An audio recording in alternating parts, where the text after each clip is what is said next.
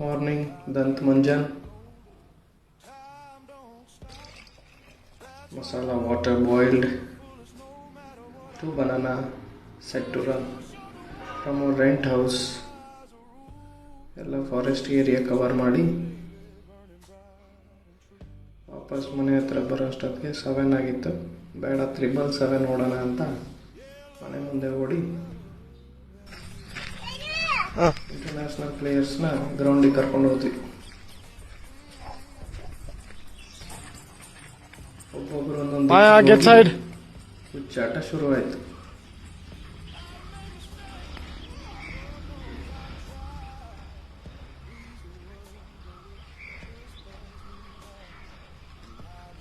Maya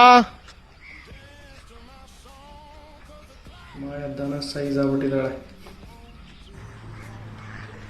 dips finish workout.